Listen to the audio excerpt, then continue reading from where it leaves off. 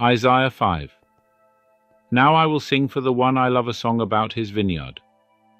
My beloved had a vineyard on a rich and fertile hill. He ploughed the land, cleared its stones, and planted it with the best vines. In the middle he built a watchtower and carved a winepress in the nearby rocks.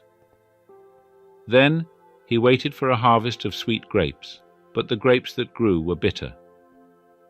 Now, you people of Jerusalem and Judah, you judge between me and my vineyard. What more could I have done for my vineyard that I have not already done? When I expected sweet grapes, why did my vineyard give me bitter grapes? Now let me tell you what I will do to my vineyard. I will tear down its hedges and let it be destroyed. I will break down its walls and let the animals trample it. I will make it a wild place where the vines are not pruned and the ground is not hoed, a place overgrown with briars and thorns. I will command the clouds to drop no rain on it. The nation of Israel is the vineyard of the Lord of heaven's armies. The people of Judah are his pleasant garden. He expected a crop of justice, but instead he found oppression. He expected to find righteousness, but instead he heard cries of violence. What sorrow for you who buy up house after house and field after field, until everyone is evicted and you live alone in the land. But I have heard the Lord of heaven's armies swear a solemn oath. Many houses will stand deserted, even beautiful mansions will be empty. 10 acres of vineyard will not produce even 6 gallons of wine.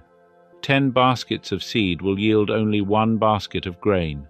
What sorrow for those who get up early in the morning looking for a drink of alcohol and spend long evenings drinking wine to make themselves flaming drunk. They furnish wine and lovely music at their grand parties, lyre and harp, tambourine and flute, but they never think about the Lord or notice what he is doing. So my people will go into exile far away because they do not know me. Those who are great and honored will starve, and the common people will die of thirst. The grave is licking its lips in anticipation, opening its mouth wide. The great and the lowly and all the drunken mob will be swallowed up. Humanity will be destroyed, and people brought down.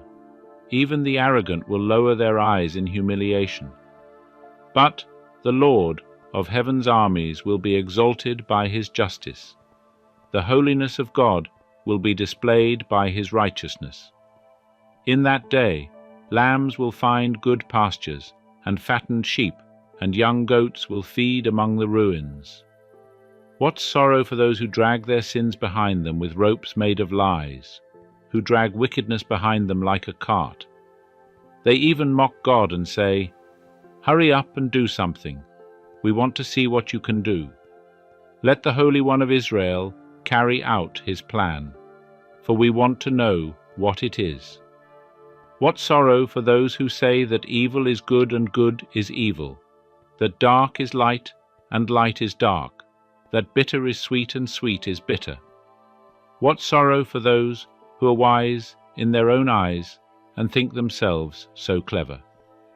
What sorrow for those who are heroes at drinking wine and boast about all the alcohol they can hold. They take bribes to let the wicked go free, and they punish the innocent.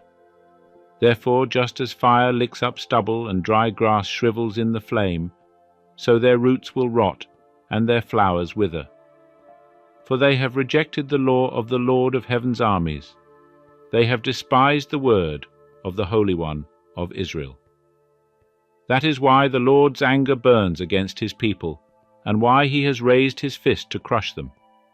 The mountains tremble, and the corpses of his people litter the streets like garbage. But even then, the Lord's anger is not satisfied. His fist is still poised to strike. He will send a signal to distant nations far away and whistle to those at the ends of the earth. They will come racing toward Jerusalem. They will not get tired or stumble. They will not stop for rest or sleep. Not a belt will be loose, not a sandal strap broken. Their arrows will be sharp and their bows ready for battle. Sparks will fly from their horses' hooves, and the wheels of their chariots will spin like a whirlwind.